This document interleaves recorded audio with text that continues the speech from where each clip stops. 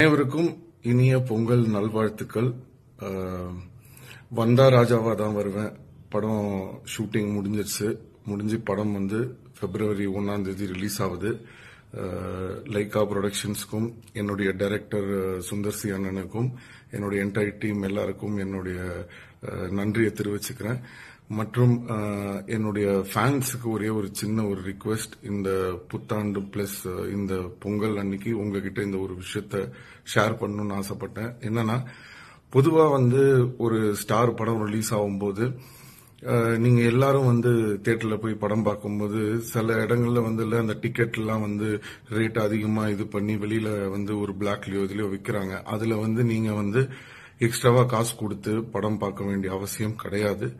தியேட்டர்ல ஒழுங்கா கவுண்டர்ல என்ன டிக்கெட் விலையோ அதை கொடுத்து படம் பார்த்தீங்கன்னா போதும்.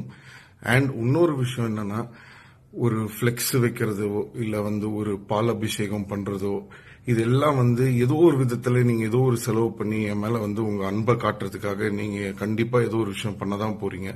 ஆனா இந்த ஒரு வாட்டி எனக்காக ஒரே ஒரு சின்ன ரிக்வெஸ்ட், அதுக்கு பதிலா உங்க அப்பா அம்மா தான் உங்களுக்கு எல்லாமே, அதுக்கப்புறம் தான் நானு.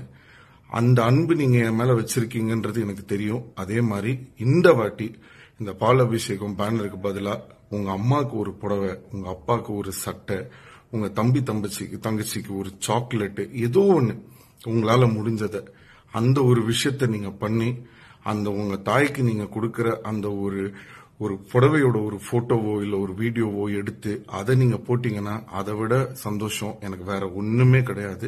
அதை செய்யுங்க, எனக்கு அது போதும்.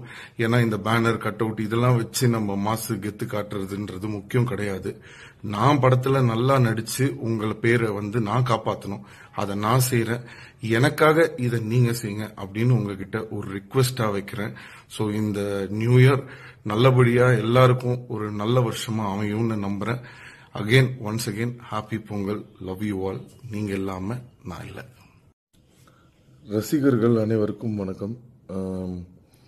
ஒரு வீடியோ ஒன்று விட்டுருந்தேன். இந்த மாதிரி என்னோட படத்துக்கு அதிகமாக டிக்கெட் விலை கொடுத்து பார்க்காதீங்க, இந்த கட் அவுட்டு பேனரு ஃப்ளெக்ஸு இதெல்லாம் வச்சு இந்த பால் அபிஷேகம் பண்ணுறது இதெல்லாம் பண்ணாதீங்க. அதுக்கு பதிலாக உங்கள் அம்மாவுக்கு ஒரு புடவை, உங்கள் அப்பாவுக்கு ஒரு சட்டை இதெல்லாம் எடுத்து கொடுத்தீங்கன்னா நான் ரொம்ப சந்தோஷப்படுவேன்னு சொல்லியிருந்தேன். பட் என்னன்னா, எனக்கெல்லாம் அந்த அளவுக்கு ஃபேன்ஸ் இருக்காங்களா? இவரெல்லாம் எதுக்கு இதை பேசுறாரு? இவர் இதை பப்ளிசிட்டிக்காக தான் சொல்றாரு. அவருக்கு இருக்கிறதே ஒரு 2-3 ஃபேன்ஸ் அப்படி தான் சொல்றாங்க. என்னன்னா, நம்ம ஒரு தப்பு செஞ்சா நம்ம அதை திருத்திக்கணும்லங்க. ஏன்னா நம்மளுக்கு ஒரு 2-3 ஃபேன்ஸ் தான் இருக்காங்கன்னும் போது நம்ம இதெல்லாம் பேசுனா யார் கேட்க போறாங்க? அதுக்காக நம்ம இதுக்கு அதை பேசணும். ஸோ அதனால நான் இப்போ உங்ககிட்ட சொல்றேங்க, அந்த 2-3 பேருக்கு சொல்றேங்க, இது என்னுடைய அன்பு கட்டளை. இது வரைக்கும் நீங்க வைக்காத அளவுக்கு ஃப்ளெக்ஸ் வைக்கிறீங்க, கட் அவுட் வைக்கிறீங்க, பேனர் வைக்கிறீங்க, பால் எல்லாம் பாக்கெட்ல இல்ல அண்டால ஊத்துறீங்க, வேற லெவல்ல செய்றீங்க. இதுதான் நான் உங்ககிட்ட இருந்து எதிர்பார்க்கிறேன். ஏன்னா எனக்கு தான் யாருமே இல்லையே, இருக்கிறதே ஒரு 2-3 பேர் தானே. அதனால நீங்க செஞ்சீங்கன்னா அதெல்லாம் ஒன்றும் தப்பு கிடையாது. அந்த அளவுக்கு நான் பெரிய அளவும் கிடையாது. அதனால அவங்க யாரும் கேள்வியும் கேட்க போறது கிடையாது. அதனால இந்த வந்தா ராஜாவா தான் வருவேன் படத்தோட ரிலீஸுக்கு வேற லெவல்ல செய்றீங்க. இதை நான் உங்களுக்கு சொல்றேன். ஓகேவா?